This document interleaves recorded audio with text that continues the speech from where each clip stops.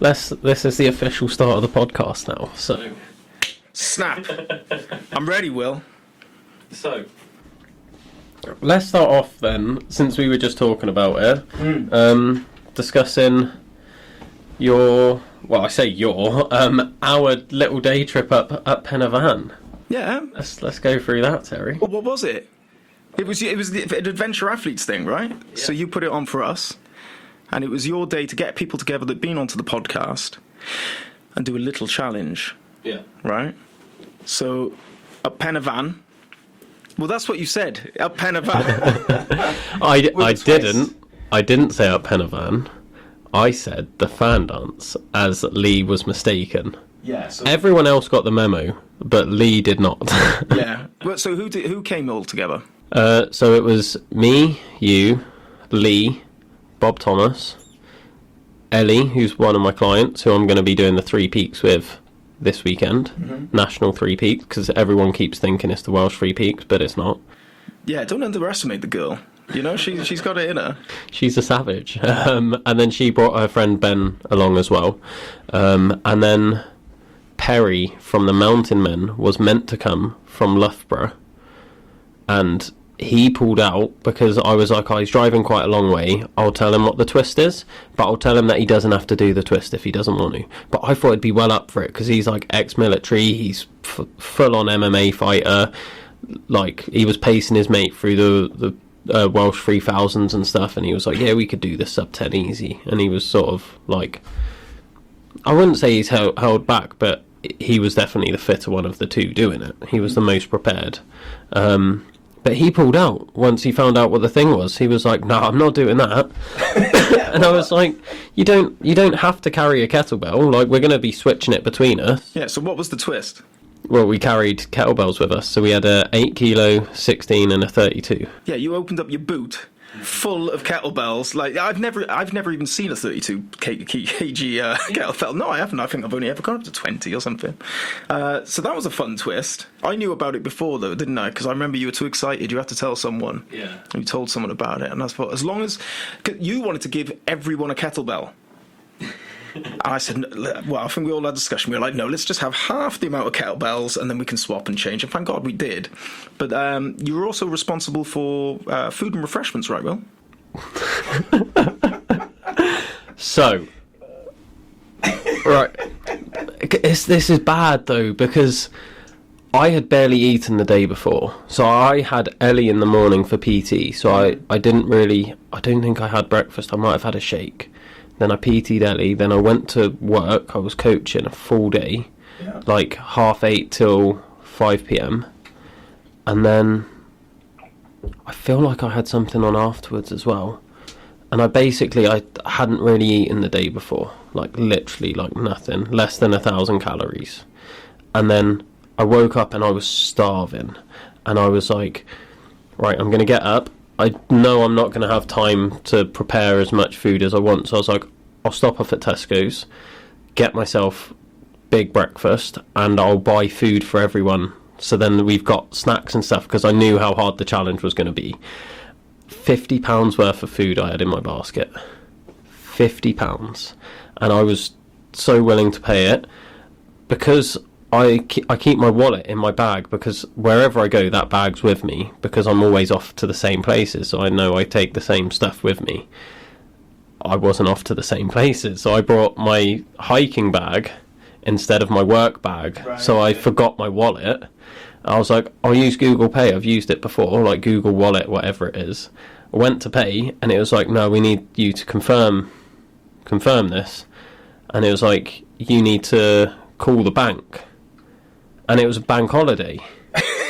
And I was like, I can't call the bank. And it wouldn't let me. I was there for half hour trying to pay. And then I had to turn to this poor woman at the self-service checkout. I'd scanned everything in. And I was like, I'm so sorry, I can't pay for this. She was like, it's okay, do you want me to, like, hold it? I was like, I live, like, half hour away. Like, I'm not coming back for this. You didn't think of a snatch and grab? Just pick it up and run? Just £50 worth of food just running out of Tesco's. Yeah. No, I didn't think of that. Oh, good luck for the CEO of Adventure Athletes. That'll be in the Caerphilly Times, definitely. Yeah. So I decided against that option. Yeah, and I didn't then have breakfast, and I didn't have the food for everyone. And luckily enough, Lee bought me a bacon bap before starting from the burger van at the bottom of Pen y Fan. Yeah. So I had a bacon bap, but it did mean I was 15 minutes late. Yeah. Pissed me off to no end because I hate being late. Don't worry, but I hate being late. The wrong car park anyway. So yeah, it was an absolute shambles, really, if you think about it. So yeah, because there's no signal up in Pen y Fan. Well, for me anyway, I'm on O2, and I got there, and I was waiting around the car park for about half an hour. I was like, where are they? Looking for them. I can't see them. And I was like, they're not at Story Arms, are they? But I had no way of checking. But then I found out they've got Wi-Fi at the little visitors hut. Managed to get onto that. Got the text through. You're up the road. We went up there. And that's when all the fun started as well. Yeah. But it was good. I thought it was a great day out, and I think getting people together more like that to do little challenges. I mean, maybe the kettlebells obviously was more intimidating for some of the softer members. I had the former, what was these former special forces or something? The softer members. Yeah, no, not him. Lee, if you're listening, you're a soft cunt, mate. But it wasn't as bad as you think it is when you first see, kettlebells, a Pen y Fan, doing the fan dance. But then we all did it. It was tough. We did have to call it short, though, didn't we? Yeah, that was... more time than anything. Yeah, time for you, because your missus had an appointment. You had to get back for the kids. She did have a nail appointment, yeah. And then Lee was just like, oh, you said we're just doing Pen y Fan, so I didn't bring any water, I didn't bring any food. I was like... Neither did I, mate. But it'll be fine. And he was like, no, you need this, you need that. And I was like, we're adventure athletes, mate. Like, chill out. So then, yeah, we got to the bottom of Jacob's Ladder, started the Roman Road, and then we was like, no, we'll call it here. Because we was then going to do the horseshoe, but that would have taken too long as well. So it was like, we'll just call it here, and it'll be like half the fan dance, but the half that involves Pen y Fan twice. Yeah, we got the main bit in. How far was it? I can't remember. I think it was like 16k. So what's that, 10 miles? About 10 miles? Yeah, but it was about 10 miles. Yeah. It was a fair few hours, wasn't it? Was it 4 hours, 5 hours, 4 hours? 4.5, I think, roughly. Yeah. But that's good. Because and obviously Ellie's now got her 3 peaks, because that was in preparation for it, wasn't it? Yeah. And how's she trained? How's she now? Is she ready for the 3 peaks? I was actually with her just before this. I had PT with her today. She's buzzing. Yeah. She's just got back from Glastonbury, so she was worried that she was going to be absolutely hanging out her arse. Yeah. And she went straight back to work, and she was like buzzing today. She was like, "I'm so ready. Like, I'm excited." She was like, "Can you just take tomorrow off work and we'll go now?" Stick to the plan. Stick to the plan. Really? Yeah. So maybe a little rest has helped her. Yeah, so we had a nice easy session today just to get her body back into moving and grooving and all that. And then I was like, next 2 days, just carb load, eat what you like. Well, yeah, exactly. So, get the pastas in. That's it. And the chocky bars. So yeah, she's buzzing. She's so ready for it. I just had another client win as well on the weekend, 10k for my mate Andrew. Shout out Andrew. 3rd time ever running outside. We do a 10k. What? Yeah, he didn't do as much training as we were planning for him to. So yeah, we did one run as a warm up outside maybe a month ago. He did 2k. Then the Wednesday before, so a week ago today, he did 6.5k. And he was like dead. I was like, should we keep going for the full hour? He was like, no, I'm done. And then on the Saturday then, we ran 10k and we got sub 60, which was the overall goal. Oh, well, he's going to be chuffed with that. Was he chuffed? Yeah. That's his 3rd time running ever outside. Yeah. In the space of 2 weeks. Yeah. In the space of 2 weeks, he's run it 3 times, and now he's doing a 10k. Yep. Oh, fair dues. What's next then? That's the question for him, isn't it? He wants to go into some bodybuilding stuff next. Oh, nice. Complete 180. But then the second run we did was a trail run. So I took him up the mountains around Llantrisant. Well, that's why he gave up after 6k. Yeah. He loved it. So now he's like, I prefer this. Let's do trail running. So I think he wants to do a trail half now. When people make that first switch to trails, they fall in love with it. It's so much better than street running and cities and stuff like that. So much better. Just feel like one with nature and stuff. So I'm not surprised. Yeah, get on the trails. It's more feral. That's what I think it is. So yeah, he's got that. So my parents came down as well for it. I've been getting them into training over the past year. My dad did a sub 50 first ever 10k. He doesn't track his runs. He doesn't know how long he goes for. Raw dogs it. That's what it's called, isn't it? Raw dogging. And he does barefoot, but because he lives London way, he just does laps of the park. So he's just like, I did like 10 laps today. And it's like, how long's the park, Dad? Oh, I don't know. I don't care. And he's old school. Yeah. Old school. Well, we can get too bogged down with all the stats and the numbers and stuff like that, can't we? Like, sometimes it's nice to just go out and just feel your body and just go for a run. When was the last time you did that? Because I haven't done that. Have you got a watch? Yeah, I got a Garmin. Yeah. But I got that specifically for this training program that I've been on for my Tyre Marathon and my Ultra, which is 2 weeks after. So I got it specifically for that. But before that, I didn't really care that much. Yeah. How is the Tyre going? Oh, it's going. I've had some big sessions, some 4-hour long sessions, which going back and forth down a 8-meter strip. I do just 8 meters. 8 meters is 5 tyre flips each way, and I do that. I did 2,500 reps. So yeah, I count it in 10 lengths. And then I count 10 flips, so that's 1 lap, and I counted that to 250. Right. How long have you got until the challenge? 7 weeks now. 7 weeks. 7 weeks. And then you've got an ultra 2 weeks after. 2 weeks after. So are you doing 2 training plans on top of each other then? No. So my coach has basically said we're going all out for the Tyre, and you can almost forget about your goal with the ultra. That's just going to be you out running. But I've got some pretty hefty goals that I want to hit in the ultra. So I've been a little bit like, I want to push my running a lot further than I have, whereas he just gets me doing zone 2 runs. Yeah, that's what I would have. Our zone 2 runs, and I'm just like, I want to do some intervals. I want to do this. I want to do that. But Tyre's the priority. Well, he's your coach. And the zone 2s is where you build that foundation. You speak to Mike Jenkins and stuff like that. They say 80% of their runs are zone 2 and stuff. Yeah, not 100% of the runs. That's true. Yeah, that is true. But I suppose, where would you fit it in? Can you fit it in? You can always fit more in. I suppose you can always fit a 20-minute for time, 3 mile, 5k for time. Yeah. Do that once a week. What's that, 25 minutes? Fit that in? I don't know.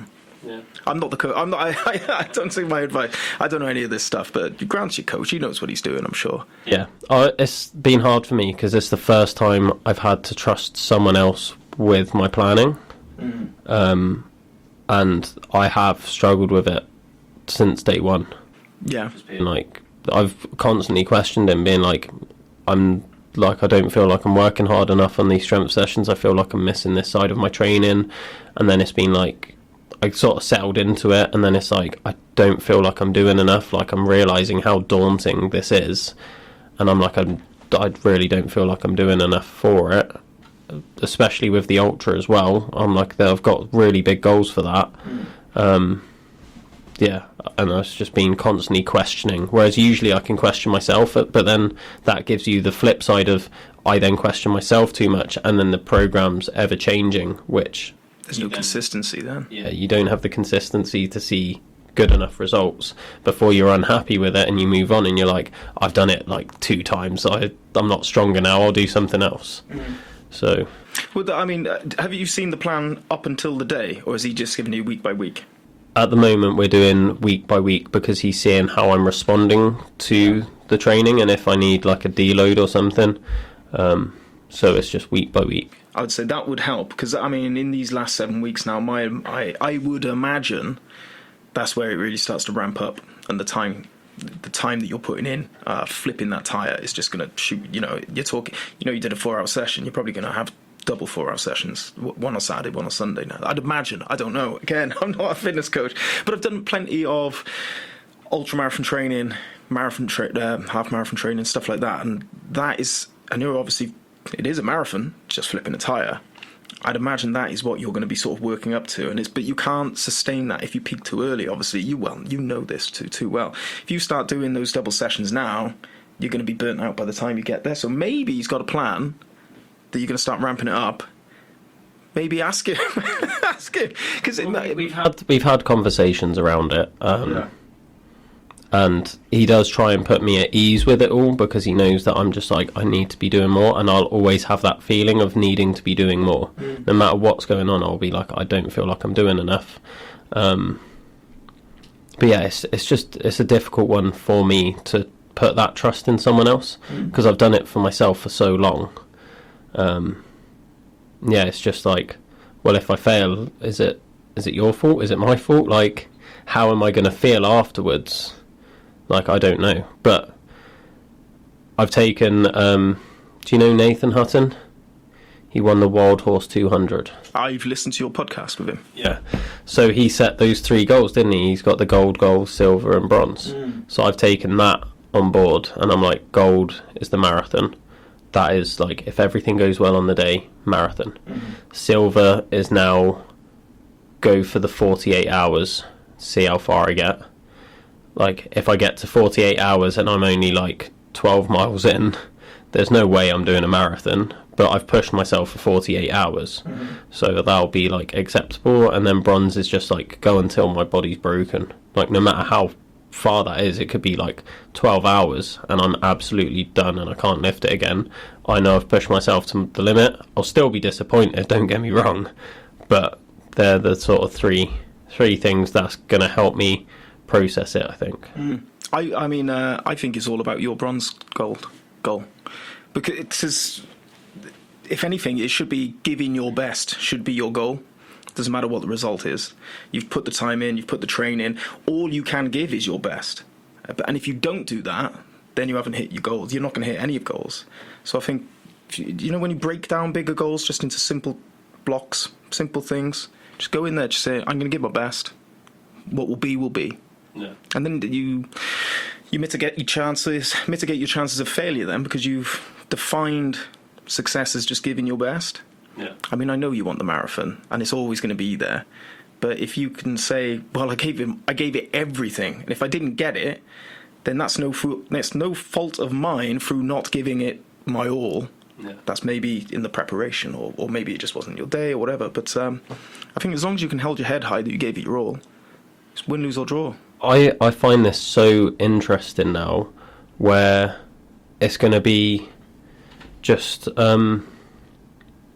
it's all about just the arbitrary goals that we set ourselves. Like, I find that fascinating, where we get so caught up on, this is my goal, this is the thing I want to achieve, and if you don't hit that thing, how you respond to it and how you cope with the emotions, because at the end of the day, no one's making me flip a tyre for a marathon. It doesn't mean anything. No one's ever done it before, Will. No one's done a marathon tyre flip. They have. What? It's been done. I was looking on Google. There was a guy... Plot twist? What's going on? No, I've spoken about this. Yeah. I don't count it personally. It doesn't... But we've all got our own metrics of success. This is kind of what I'm talking about. We've got our own goals. Mm-hmm. And within those goals, you have your own set metrics of this is success, this is not. He did it in 77 hours. In that time, he's...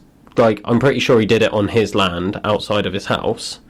So then he's gone home and slept, had a night's sleep, got up the next day and carried on.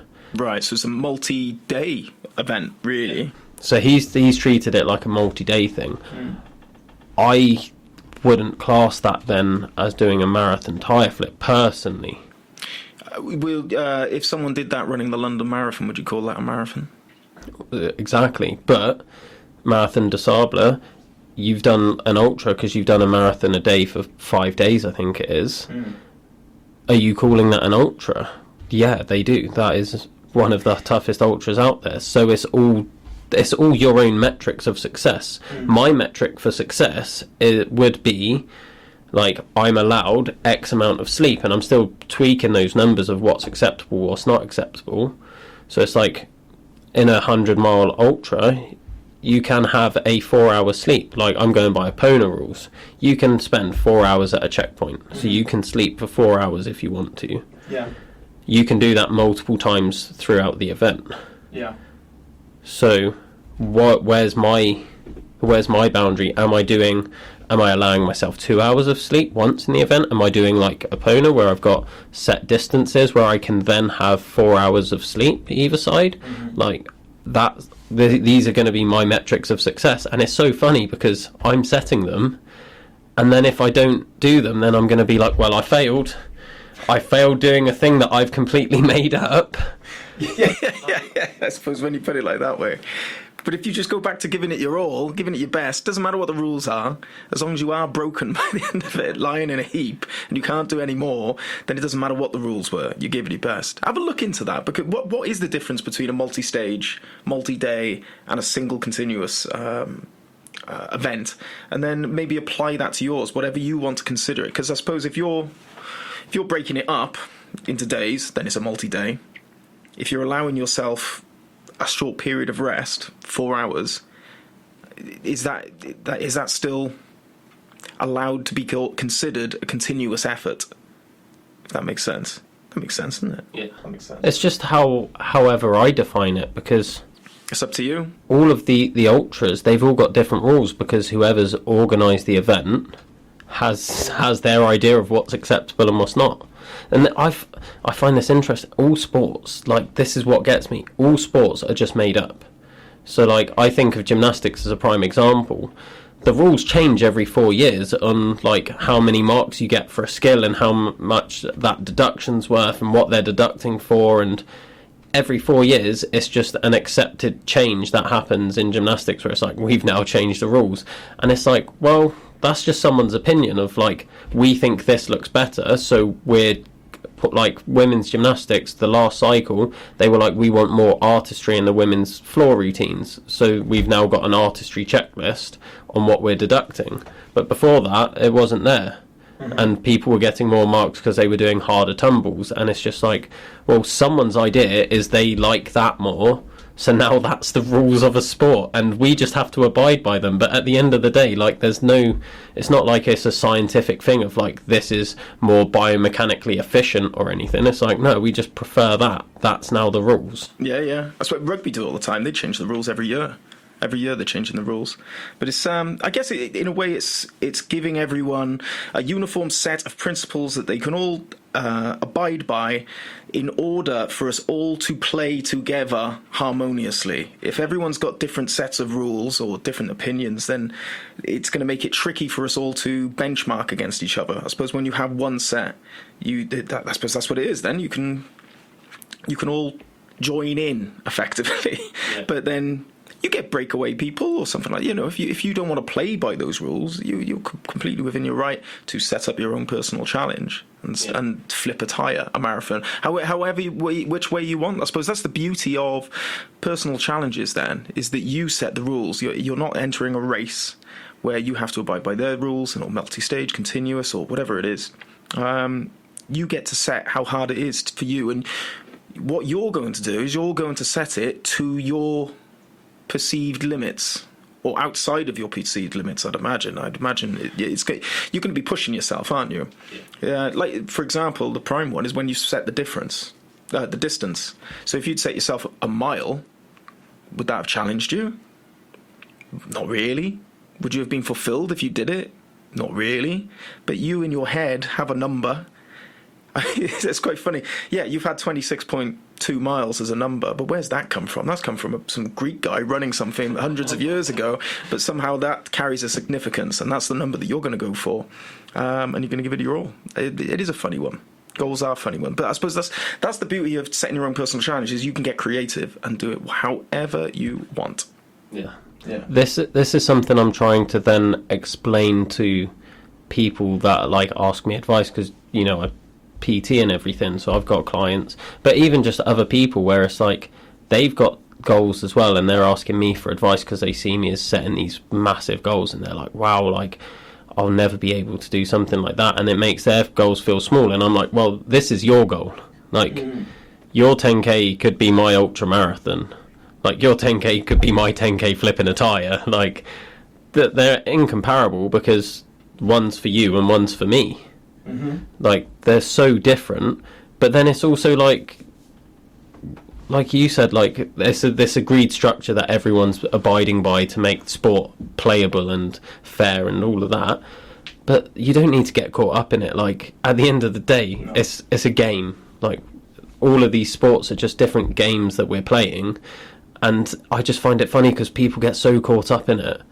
Where, like, I do it. I'm doing it with this tyre. I'm like, if I don't hit that marathon, how disappointed am I going to be? But then I've made it up. Like, it's a stupid thing that I just wrote down on my whiteboard one day because I was trying to think of 12 really hard things, like almost impossible things that I thought maybe could be possible. And one of them was just, marathon tyre flip.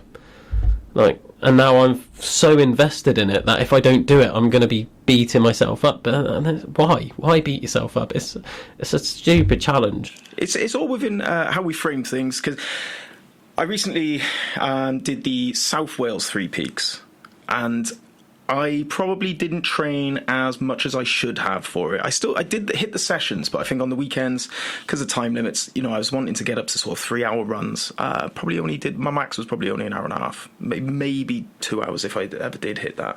I didn't feel I was prepared. So when I went into doing the challenge, I just changed the success criteria.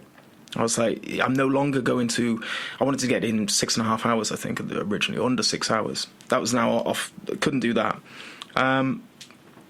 The success criteria I changed it to is like, right, I'm not well prepared enough for this, just get out there and do it. So I just changed the success criteria, and then that meant that it didn't affect my confidence going in. I think sometimes if you go in knowing you haven't prepared for something but still holding yourself accountable to this huge goal, it's going to demotivate you. You're going to have a lack of self-belief, a lack of confidence. That's all going to have physiological effects on how you perform. It holds you back. You get flustered. Your concentration narrows. You're not as relaxed and free-thinking. And then your performance. So just by thinking, you've affected the way in which you can actually tackle and perform and take on the challenge. So not that I'm giving advice, not that you've even asked for it, but have a goal that you aim for that is achievable. That's why I'm saying just go out there and do your best. Because if you do feel like you cannot hit your target at any point, it will beat you. Like boxers, prime example, UFC fighters, there's so much trash talk in the build-up, and that is to get into people's heads. And as soon as you can affect someone's confidence and their thought of whether they can win, it's just a cascade then of issues. It's like dominoes. They can just you can beat them before they even get in the ring. And in this sort of sports psychology angle or world, not that I am a sports psychologist, I'm just avid fan, I like reading up on this stuff. If you can go in with a confidence, you're going to increase your chance of actually hitting maybe your even main goal. But don't beat yourself up. Just go out there to go, I'm going to give you my all. Right? And that's all it has to be. Because as soon as you say you have a bad hour, you're going to hit a wall. Wall's going to come, and you're going to have to battle through it. And it's the difference of succumbing to that wall or smashing through it. Yeah. And that perhaps goes to what you're trying to achieve. Yeah. With that, I've been thinking a lot recently where I feel like to achieve the sorts of things that people like us set out for ourselves, you have to have some completely outlandish sort of belief in yourself in a way where you can't be doubting yourself. You just have to be like, there is no way in hell I'm not going to be able to do this. I am that good at what I do that marathon tyre flip, light work. Like, you have to have that just confidence in yourself that it's like, this is a thing that I 100% can achieve, and it's based on zero evidence. And that's so against everything that I've always believed of, like, confidence is built off of achievements, and it's like you hit one small goal and then it like snowballs, and you can build your confidence and build off that. Whereas just like the starting point for this is there's this stupid thing I want to do, and I've got the full belief that I can do it with no prior evidence, and it doesn't matter because I'm going to do it.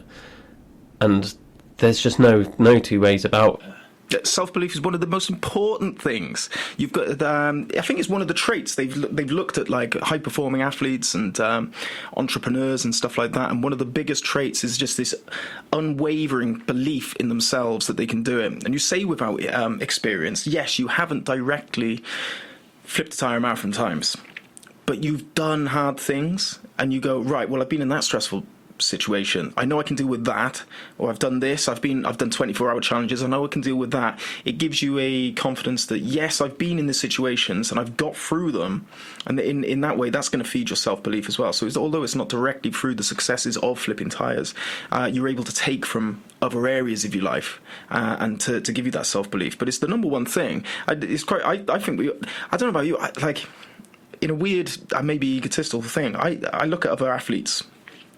I could do that. I honestly believe I could do that. Even Olympians, I could do that if I devoted 4 years of my life and did that.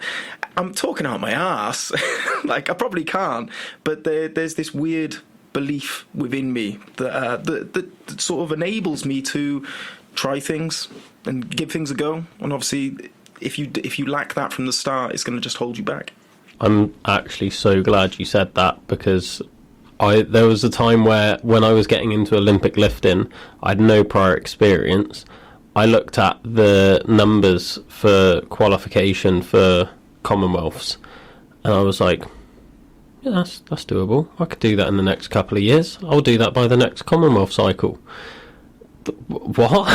I've never done a snatch before in my life. I couldn't even overhead squat, and I was like, give me 2 years, I'll get in the Commonwealths. I obviously didn't. I did it for a year, did pretty well, and then I was just like, I'm bored of this now, I'll do something else. Probably found something else that I was like, I could qualify for that, I'll do that next. Yeah. Yeah, no one's ever said that to me before, and I've just, like, I've had it in my head, and I'm like, I am a bit different for thinking this, and knowing that there's other people out there with that silly level of belief. Like, I don't know if it's this, like, I don't know if it's ego or what, but like anyone, I'll see an academic or a TV presenter or something like that. I could do that. I can do that. I'm not going to. I suppose with age now I've realised maybe I can't, but it's just a belief that if I had the time and I invested and I went down the same road, I could have got to the places where they would. And maybe there is an important message in there, but in the, like, when people are looking at, say you said there's a difference between people's targets, you know, someone's 5k might be your ultra marathon and stuff. Well, maybe if they went down your path, they could do it too. Well, they probably could actually. So in a way that we can all do that. We can all do it. We've just got to follow down their paths and put the effort in and all that. Yeah. Maybe. I think it's super important to think like that though, and I feel like that's what I try and teach people, is you can literally do almost anything, and there's always going to be those excuses of, their like physiology is different to mine, like they've got the fast twitch muscle fibers, they've got slow twitch, they can run faster naturally, they're natural at it. And it's like, yes, they are at the very top 0.1%. Like, you look at the Michael Jordans, I will never be as good at basketball as Michael Jordan was. Like, there is no chance in my life I will ever do that. But then you see other players that are in the NBA and in the Olympics for basketball, and they don't have the same talent as Michael Jordan, and they've still got that far. So yes, you can get to a extremely high level at anything you want to do. But if you're going to be the best in the world at it, like, I'm never going to run a marathon faster than Kipchoge. I can accept that. Yeah. I could probably still get into the elites for the UK marathons. I could probably still get to a point where if I dedicated my life to it, I could probably run a sub 2:30 marathon. I'm not going to. That sounds extremely boring to me. But that belief, like you're saying, like, everyone can get to a really high standard. Yeah, I mean, confidence is one of the biggest issues of. It's the biggest barrier for people to applying themselves or taking up a fitness class, having a goal. Starting a business, whatever they want to do in their life, confidence is one of the biggest barriers. We do a survey every year with Rockman, and it came out, I think, as the third biggest barrier. It's the fear of loss. It's the fear of judgment from other people, and it's a real issue of holding people back. But a nice twist I have on it. People give the excuses. Oh, I can't do that. I'm overweight. Or I can't do that. I'm not fast enough. I can't do that. I'm not tall enough. If you just twist it, I'm going to do that despite being overweight. I'm going to achieve that despite being too short. I think it's a nice way of reframing it in your mind and going, yeah, everyone's got hang-ups. Even Michael Jordan he's probably considered short, actually, or for a basketballer. He wasn't like 6'7" or anything. He was probably quite medium height, wasn't he? So even he had his hang-ups. He wasn't the tallest one there. But he became the top despite doing that stuff. Despite having these issues and stuff. And if you could just make those little reframes, I see it all the time, people being held back and not getting involved. I know that you've had clients before that have postponed things or pulled out of things because of a lack of confidence and stuff. And I think with this self-belief that we're talking about, I'm prepared to fail. I'm prepared to fall on my ass at anything. And I think that if you can just have that attitude, you'll be able to throw yourself into things without a fear of failure, without a fear of judgment, and actually make progress rather than never starting. Yeah. What do you feel about the fear of success? A fear of success? Yeah. A fear of success? I've been pondering a lot recently, but I want to get your thoughts before I almost impose my thoughts on you, because I think you're going to quite strongly align with what I say. Right. A fear of success. People are scared of achieving, and that is stopping them starting. Not just starting, but it's holding them back. They might be trying to achieve a thing, but the fear of achieving it is even subconsciously holding them back. It could be. I'm trying to apply it to something in my life. So maybe if I do well at something, say with Rockman, or we get to a step, maybe we get a certain amount of customers or something like that, or members, that will mean that more infrastructure is needed on the site, more staff members, more stress. Is that sort of what you're talking about? Like, succeeding in something will equal more stuff that I need to tackle and do. So maybe, is there part of me that doesn't want to achieve that? Is that along the lines that you're thinking? Yeah. So the way I've been thinking about it for myself is I've been using my PT as an example, where I know I go above and beyond for my clients, and I feel like everyone's really starting to see the lengths I go through for that. And I feel like almost by succeeding, I'm making other people look bad. And then you start getting treated differently. Like, people that were your friends now start like moaning about you and talking to you different, and they're like, in their own subconscious way, they're envious of you, and it makes them feel inadequate. And then by them treating you differently, it almost makes you not want to do as well, because then you're an outcast. You want to be accepted in this group, especially if it's like you're all doing the same thing, and you want to be accepted in that group, and then you're not. And I feel like that can hold people back, because they're like, if I do too well, I don't think they actually think about this, but I think it shows in their actions. If I do too well at this thing, they're going to treat me different, and they're not going to like me. So I'm going to hold myself back to their level. Yeah. That sounds like a fear of judgment to me, fundamentally. Yeah. It's the tall poppy syndrome. Have you heard about tall poppy syndrome? So apparently out in the fields where they grow the poppies, they like them all to be the same length, and sometimes you'll get a poppy that grows up higher than the others, and this will then cause the other ones around it to sort of like rise up, and you won't get an even field then. So they come around and they chop the ones that are growing up just to keep the field level. And I find that's...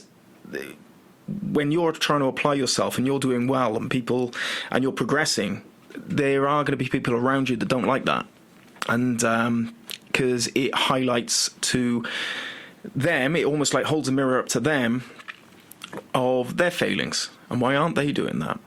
And they will treat you differently, and there will be envy and jealousy, and I've experienced it myself. And if you're asking for advice, it's fuck them. Like honestly, I've again, it is that fear of judgment that, because sometimes who needs enemies when you've got friends, and like, because some of my biggest judges of what I've been trying to achieve have been my best friends, and it hits hard, and it does ruin sort of special relationships that you can have, but ultimately the problem's with them, not with you. It's in their head that they've got the issue, and it's them that needs to sort it out. And if they're gonna be sort of like this vacuum that just sucks up all positivity and any motivation and energy that you've got, then just cut them off and just think, fuck them, man. Like, you don't want people like that in your lives that are going to hold you back. If you've got dreams and aspirations, and you want to go get something, and there's people holding you back because of how they feel, nothing to do with you. They should be happy for you. If they're really your friends, they should be happy for you. There was a great Jordan Peterson quote actually I heard. Is that you can tell who a good friend is if you can tell them bad news. You can tell who a really good friend is if you're able to tell them good news and they can celebrate with you. And if you can't tell these people good news, or you're fearful of doing that because they're not going to celebrate with you, they can judge you or treat you differently, then just get rid, man. Yeah. Get rid.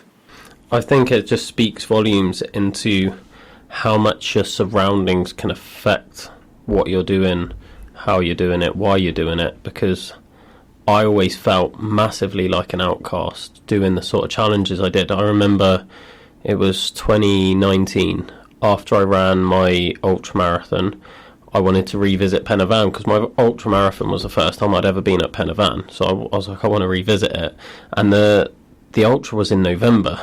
So then it was like, we went in December, me and a couple of my mates, and I convinced them to start off by carrying a rock up with us that we found at the bottom, like a big boulder on our shoulders. Did you take food and drink this time?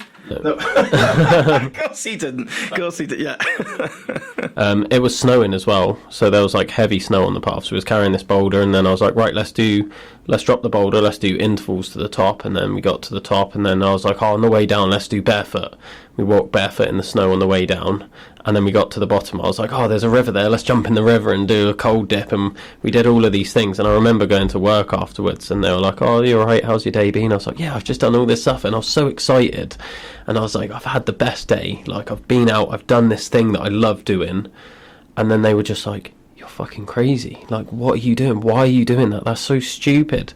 And I just felt so demotivated after that. I was like, I've just had a really good day and I'm being judged for it, and it made me just go within myself again. And I, like you're saying, I felt bad for wanting to celebrate this thing. Mm-hmm. And you don't always get a choice with who you work with, do you? No. But then that was everyone in my life.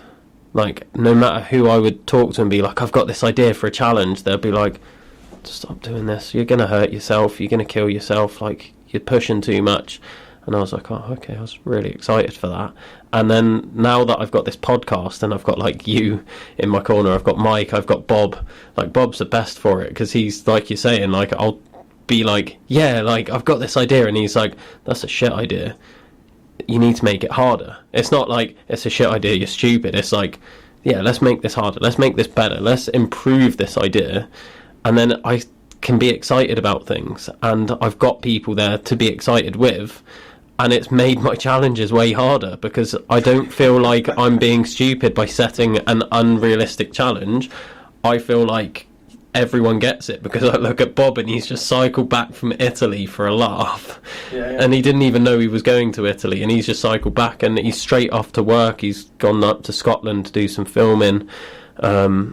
And I've got like Bob, and you've got your challenge coming up, which we'll talk about soon. I've got Mike, who's just run a 100-mile race, and in my head that's crazy, but in like the most exciting way ever. And I'm like, I don't know if I'd be able to do that despite everything else I'm doing. And everyone's just like, we're all pushing each other up, and having the group chat's been like the best thing ever. Hell yeah, that support network, isn't it? It's one of the pillars of sort of motivation, is having a close-knit network of social support to help you get through these things. And it's for anything, for when you're down, when you're up, they can help you celebrate, they can help you solve problems. And as soon as you find yourself in the environment, you're just going to be energized by the people around you to go out and do this. People do bring you down. I can't believe, yeah, it does knock you. And imagine just being told constantly that what you're doing is rubbish. You're going to give up. And these people don't understand how the effect they're having on these people, and sort of like the dream killers. But the sooner you can get away from it, the better. Yeah. I found, like, everyone always talks about echo chambers in the most negative light of like, oh, you're closed off in your own little bubble of things. But I've seen it so positively, like I said, from everyone I've got around me. Before I did this, the idea of a marathon in general was like, that is up there, like top 1% of people will ever run a marathon, which statistically is true. Like, it's the 1% that run a marathon. But now, like, I think I said this on Mike's podcast, funnily enough, is I was just thinking, like, in my head, everyone's run a marathon, because, like, like a high percentage of people, at least like 50-50, because I've got, like I said, Bob Thomas doing like Ironmans, I've got Grant doing double Ironmans, I've got Lee doing Tenafan in 10.5 hours, I've got Mike doing 100 milers. In my head, like, a marathon's not anything really other than training. Yeah. And I've created that little echo chamber of like adventure athletes, and it's just like, it really skews your perspective, but in the most positive way possible for me. I like that analogy, an echo chamber of positivity. I've not heard about that quite right. I've always heard about echo chambers being negative, but yeah, what you've created is an echo chamber of positivity, and look what it's spewing out. Look at the challenges that people have just done in the last few weeks, especially with Mike and his 100 miler, and there's a few others, and it's pushing people further than perhaps what they would have done or could have done. Yeah, and I feel like it's starting to affect my clients as well, because they're seeing what's possible, not just from me, but from the podcast and from what I'm sharing on my Instagram, and the people that I'm going to support. Like the Stand Tall guys got their top on here. They did their walk from Cardiff Bay to Pen y Fan and back, which we were both supported on different sections. And like, they're seeing these things, and I've got this one client who signed up to do some like bodybuilding sort of stuff. He wanted to get bigger, put on some weight, also increase his bench press, like standard gym goals. And he's coming to the end of that program, and he sent me a monthly check-in, and I always ask, like, how are you progressing with your goals? Is there anything else I can do to help? And in the bit, how are you progressing to your goals, he was like, I feel like these goals don't mean anything to me anymore because they're so just generic. He was like, I want a challenge. And then in the bit how I can support him, it was like, I want to sit down and set a challenge with you, like on what I can train for next. And he wants it to be performance based. So he's gone from, I want to bench and get bigger, to like, what's a challenge that's actually going to get me excited? And now we're going to go do the fan dance at some point. So that's the key. It's got to excite you. You can't just pick something. If it doesn't excite you, what the hell's the point of doing it? You've got to be excited about what you're tackling. And if a half marathon doesn't excite you, don't do it, because it's not just a half marathon. It's bloody 3 months of training. If you're not looking forward to what you're going to do and excited by it, you're not going to stick at your training. So always pick something that bloody get the motivational fires going. Get a roaring fire going. That's what you want. So good for him. The fan dance is a toughie. But I've always thought that my brother's a bit of a gymmer, and a few friends are gymmers, and they go, I can bench whatever at X amount of kilos, and I say, so how does that help you? How does that help you in day-to-day life? The only way you can ever flex that is on a bench in a gym lifting a weight. That will never help you. But if you apply it to something real and tangible, and an adventure or a challenge that you can go out like the fan dance, then you are training with purpose. I suppose that's it. You're increasing your performative capacity for a purpose of this goal. So good luck to him. Yeah, you'll get excited about that. Yeah. talking about challenges then, Yes. let's get on to you and your next big challenge, which this is going to be an exclusive, if I'm not wrong. Adventure Athletes exclusive. The next big challenge. So I haven't discussed this with anyone. Like a few small select people know what I'm trying to do, but I haven't done a challenge now for 2 years. And the last one we did was Tenavan in the middle of winter, snow, ice, hail, whatever. Strong winds. Really took it out of me, actually. It's like 24 hours challenge. I think we did it in 23 hours, 20 and 25 minutes, something like that. I've had a rest for 2 years. I'm ready to come back with a bang. I want to raise money for Movember. It's a male charity, obviously, really important to me, men's health, mental health.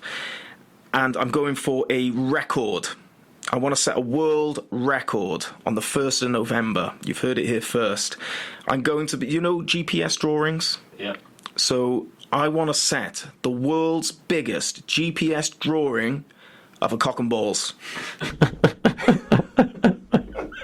Oh, I knew about this anyway, and it still makes me laugh every time I think about it. Like, again, why? Right, why? Purely, I think it's very apt for Movember, men's health, but purely attention. I think it's so important nowadays when people are trying to set themselves challenges. Like you were saying with doing a marathon may not excite you because everyone's done one. Well, if you're trying to raise money, I think it's been done a lot, time and time again by other people. You need something that pops out and stands out, and is instantly, you understand what it is as well. So, for example, yours, marathon tire flip. 3 words, I know exactly what you're trying to achieve. I know what it is. World's largest GPS cock and balls by foot. You sort of instantly, right, I get that, I understand what it is, but it's different, it stands out, it's going to grab your attention, it's going to stop people scrolling. As soon as they see that big graphic on their phone, they're going to be clicking on it, and hopefully by getting the attention, I can then get the donations and I can raise some money for Movember. Yeah. That is quite a challenge. Yeah, some stats for it as well. So at the moment it is 75 miles long. I think it's 10,000 feet of elevation. It's going to be up and over the hills of Brecon around Abergavenny. The reason why is because when looking on a map of Wales, I wanted to do it sort of close within my vicinity. I found a nice sort of section of the Brecon beacons up from Abergavenny that reminded me of a lovely shaft of a penis. And then down below, I was able to shape 2 balls, and I was like, that's it, that's my map. And then I checked the distance. It was 74 miles. I was like, fuck. The most I've ever run is 50 miles. I did that 4 years ago. So, but don't be fooled. This is what I want people, don't be fooled. Oh yeah, I've run 50 miles. He'll be able to run 75, no problem. I am a lot less fitter than I was 4 years ago. A lot less. I'm a lot heavier as well, probably about 2 stone heavier. And also, at the end of that, and I trained for it for a long time, at the end of that event, I was done. I couldn't have taken another step. So this is not only upping the distance, I'm smashing the elevation as well with 10,000 feet, and also I'm a hell of a lot heavier and unfit. So I've recently just been going on a few runs this week. So let me take you back. I did a trial challenge recently where I did the South Wales 3 Peaks. This was 2 weeks ago before I went on holiday. It was something to aim for and a bit of a trial. That was 22 miles, and it beat the living hell out of me. I was done. I was done. So I've got now just over 3 months to train for this. I'm in nowhere as good as condition as I need to be to take this on. So this is going to be one hell of a challenge, and hopefully that's enough for people to feel that they will donate towards my cause. And it's not going to be easy. It's going to be hard. It's going to be a laugh, and hopefully I can bring it home for Wales, and Wales can proudly say that we have the largest GPS drawing of a cock and balls ever produced by foot. I can't get over the challenge, to be honest. Like, it is a physically demanding challenge, like you're saying. 75 miles with that elevation is incredible. But just the nature of the challenge itself is just hilarious. Yeah. Well, do you know what? So you've got the people that have just done the Epona recently, and they trained for months and months. Probably like, I know Mike was training for a long time, but these people are probably training for 6 months, 100 miles, and it was tough. And it's over the same place where I'm doing it. I'm doing almost the same distance in the same location with only 3 months of training. So if that hopefully that can inspire people like to go.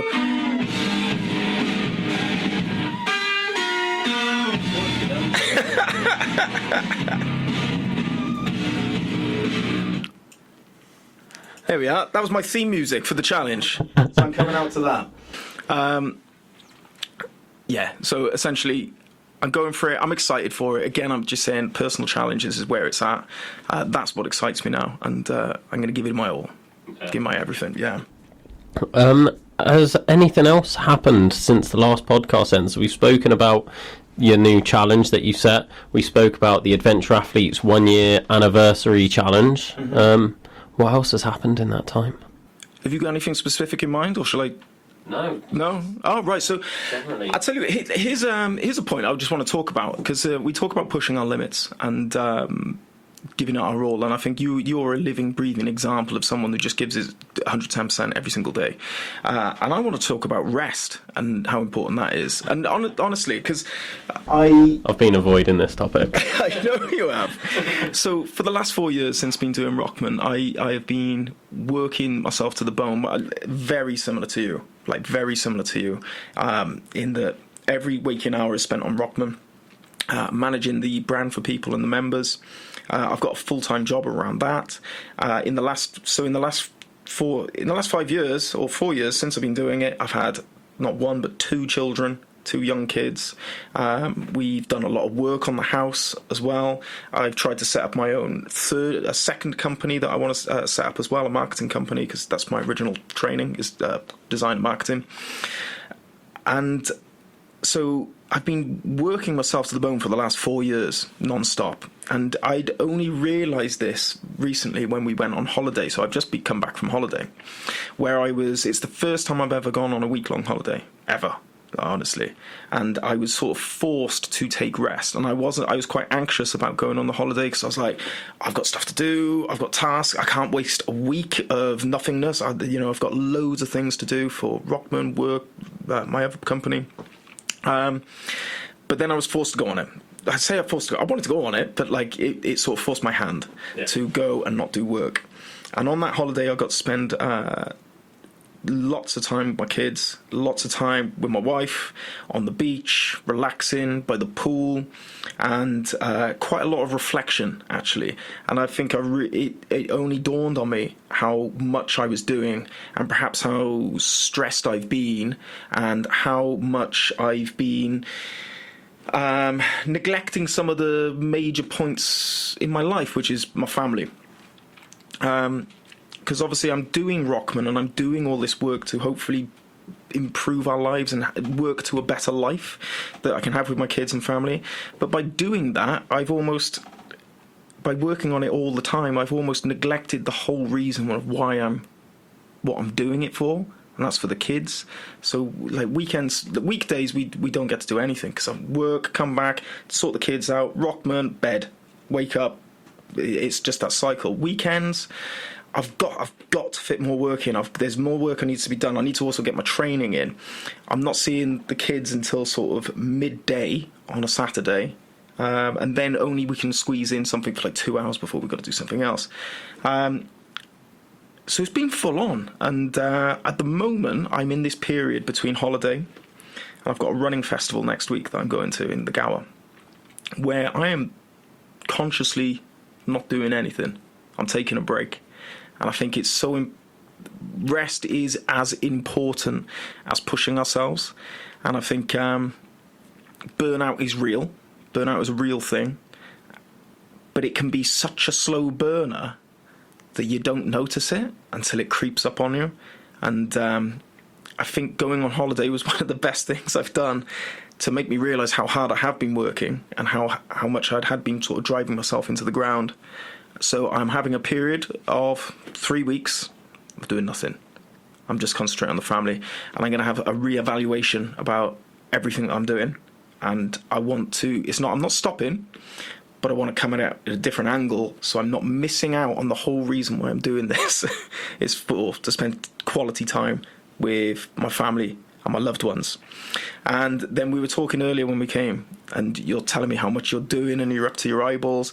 And I want to have this conversation. I want to inspire you to take at least some time out for yourself. No one else, none of your businesses, none of your brands, to give you that respite. Because I think in the you will go further by taking those little respites. And you may think, I'm not going to burn out, it's fine, it's whatever it is. It's a slow burner. It could be 10 years before you get to that point. But if you don't take a moment to stop and smell the roses, as they say, and do what's important for you, I think you'll help yourself, and you'll actually improve your performance by taking those respites. Listen to your coach. He's just giving you 2 weeks off, and I know. I don't know. What do you think? What do you think about the story? And this, I think this might actually resonate with a lot of listeners as well, because they probably live their lives of responsibilities for other people. They're not getting any time for themselves, and it's just kids, work, family, life. Kids, work, family, life. The dog. And I want to remind you and the listeners that taking a rest is important. The first thing I was thinking when you was like, you need to take these rests, like plan it in, take the time off, the first question that came to my head was, can it wait till after the Thai marathon? And do you know what? Yeah, it can, because I think when you've got a goal, an imminent goal, imminent, you know the word. How'd you imminent? Imminent goal. When you've got an imminent goal, I think concentration and effort does need to be applied to that. And after that, have a holiday. No climbing. Have somewhere where you rest and you recoup. You've got one of these watches, right? I'd love to know what your body battery is when you wake up every morning. I'd love to know have you got the body battery on it? No, I don't have that feature. Sorry, can't disclose that information. It doesn't exist. Yeah. Right. Okay. Yeah. You just you've deleted it. Yeah. Right. Okay. No, I do have that feature. Not disclosing it publicly. It's not that high. I can tell you that much. It's okay. It's okay. I can imagine. But I think it's a good discussion point, because we all talk about pushing ourselves and stuff like that. But I think people need to be reminded that we're not invincible. We do need rest, and sometimes when you're in it so much, you cannot see it. It took a holiday. It took me being ripped away from my computer for a week for me to actually realise, shit, I've been going at it hammer and tong for 4 years. Like I did need a rest, and yeah. That's where I'm at the moment. And I feel like my thoughts are going to be very prevalent to the sort of people that need to hear it as well. Because even as we're speaking it, I'm in my head thinking, yeah, but that's not going to happen to me. Yeah. It's logical. I can see the logic in it of you need the rest, you need the recovery. Like the science of training, rest and recovery is so important, and I understand all of that in training, and I use that for my clients. And it's the thing of like what you tell yourself versus what you tell others. And for a training program, I fully understand the science of the rest timings and overcompensation, supercompensation, leading to burnout and all of that stuff, and I understand the importance of it all. And for me personally, that's not why I train. Like I always tell people, I'm not training for physical benefits. I actually hate training, which people are surprised by. I hate the physical act of training. What I like is the benefit that training gives me in the sense of what it allows me to do. Like I would not be able to run an ultra marathon if I haven't trained. I wouldn't be able to flip a tire for a marathon if I haven't trained. That doesn't make the training exciting. It just makes it necessary for what I want to achieve. So that's how I've always seen training. It's just allowing me to do the things that I love doing, and if I don't train, I can't do the things I love. So I understand the science of it all, but then it's always just, I don't feel like it then applies to me when I'm trying to do challenges, or if I've got work on, and in the other aspects of my life, I'm like, I'm so logical, but that's not me. I'm not going to burn out. That'll never happen. I work so hard. If I was going to burn out, I'd be burnt out already. And who knows? Maybe I am burnt out, but you keep pushing through. And yeah, as much as I'm trying to convince myself that that's true, I know that it's not. I know that I'm not special. But you can preventative measures now will enable you to just keep going on and on and on. And one of the big ones that I put into my, maybe because of enabling me to have gone on so long for 4 years. And by the way, I don't feel like I'm burnt out, but by taking the time away, I was like, I'm on the path to, that's for sure. So one thing I've always done for the last few years is I make sure I have one good night's sleep where I try and fully get that body battery right up to 100%. I think if you can just take 1 day rest a week, you're going to lower those cortisol levels, the stress hormones. You're going to give your body the chance to sort of just re-heal, and then you can go again. But then you must plan rest days at least. I mean, like, not for your clients you do, surely. Yeah.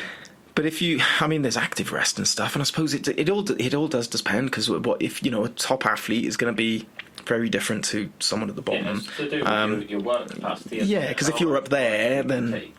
But sleep is a big one for me, and I do try to get to bed. I try to get my at least 9 hours of sleep. That's my minimum for me to function well.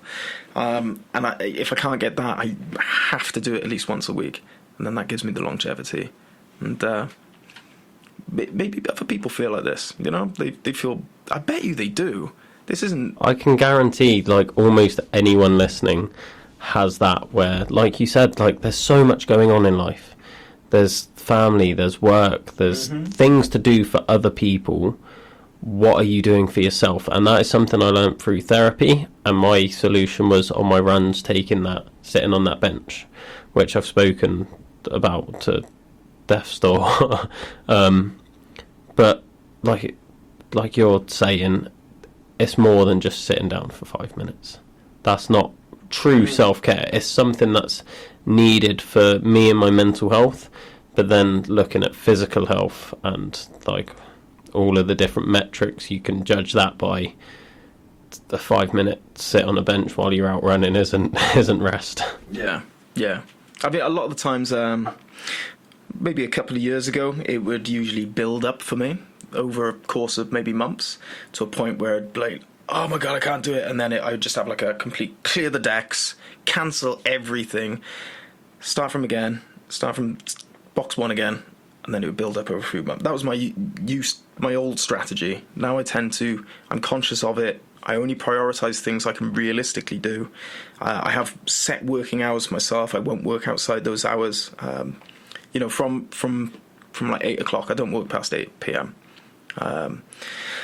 I'll get up in the mornings. I can do work then, but I won't work past 8 a.m. I just protect my sleep. Sundays, I don't work at all. That's for the family. But by putting little things, measures in like that, or little rules, again, you can just give yourself that sort of longevity. I feel like it's easy for me to get caught up in it all because I work evenings and weekends, like coaching. I run my business full time. I don't have a family. I live on my own. Oh, you wait till you add that into the mix, like, yeah. Yeah, well, that's one reason why family didn't appeal to me. Like, I'm very on and off with my thoughts on whether I want a family or not. And one of the things is I can barely give myself enough time. How can I dedicate time to, like, raising a child or having a partner? Like, it's a difficult thought, and like growing up, you never think that you're gonna think about whether you want a partner or not. You just assume that that's life. You have a partner, you have kids, and it's not for everyone. but like my experience is, as I've grown up and I'm realizing how much time and energy goes into that, it's like, is that what I want? And in a way, yes, I do want that. But then in another way, it's like, well, I've got all this other stuff that I want to achieve for me personally first.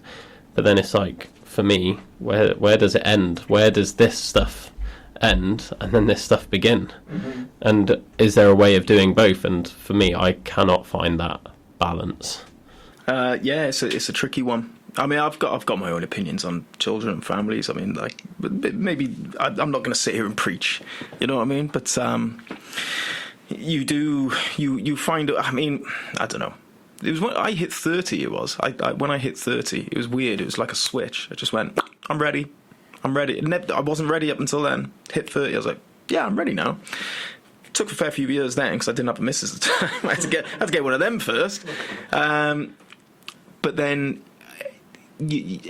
What you find important changes. It'll never stay the same. It won't be. It'll be like what's important to you, what your priorities are, change, and allow yourself. Never stick to something just because. Oh, but I used to believe in that. No, allow them to change.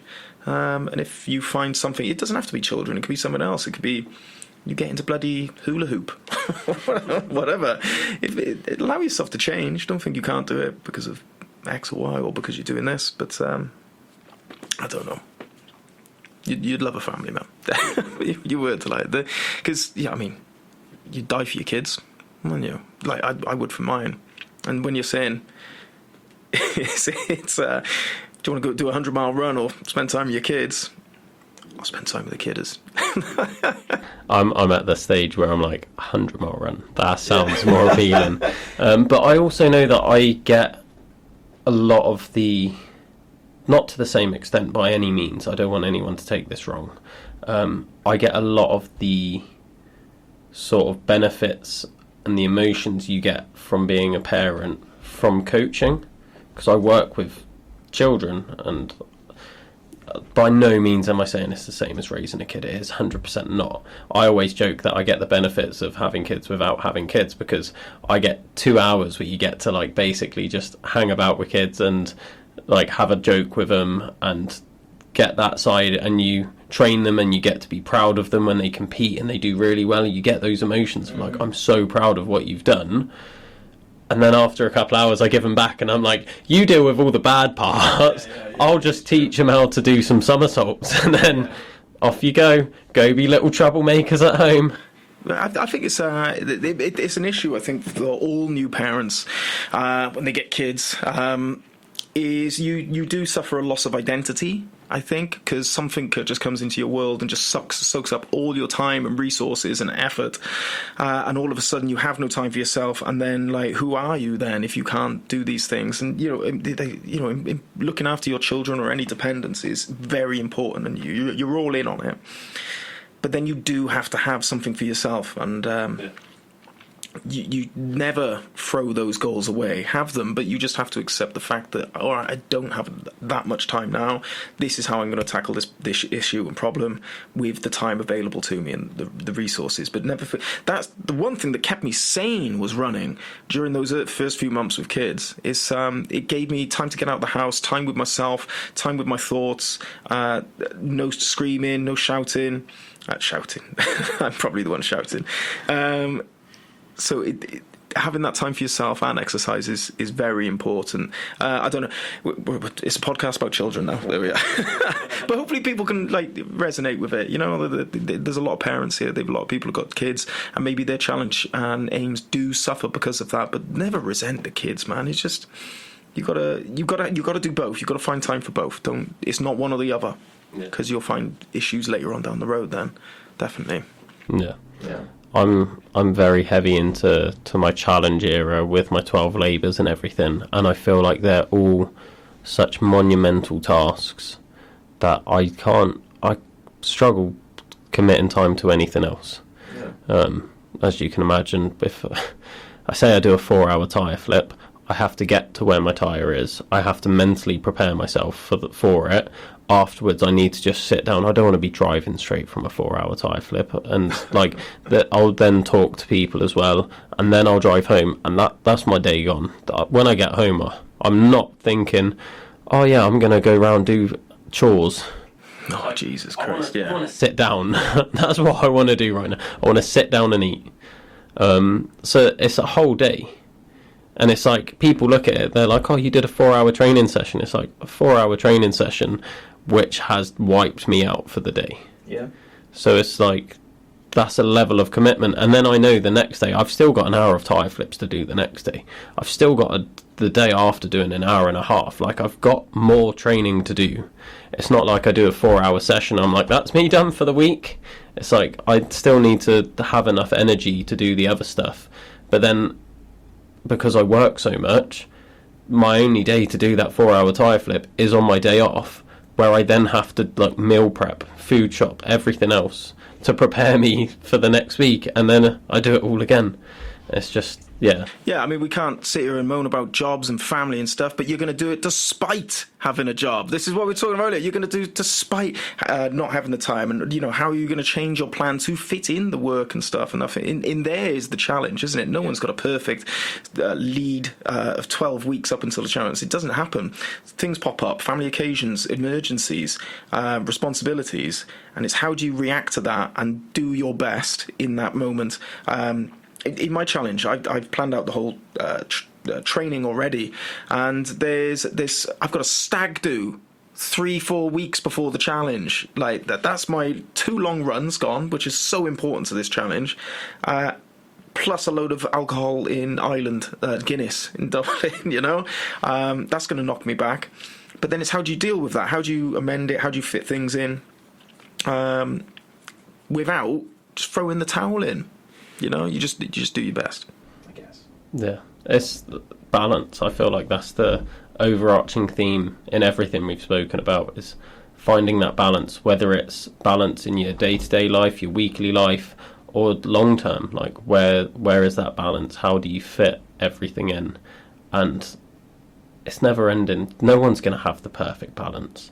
I look at periodization for athletes, for example, and they never train that same extent all year round, and it's never like the perfect ramp. Like you're saying, you train and you get better, and then you reach a peak, and then you rest a bit, and then you train. It's not perfect. It's up and down, and you try and maximise on that by planning different things throughout the year. So it's like, at this point we're going to work on speed and agility, and then we'll have to swap that because we'll need to work on strength at this part. But you're going to get slower, and things are going to go up and down. And it's just balancing them all throughout, so then there's a gradual increase. Like, the overall arching trend is increasing, improving.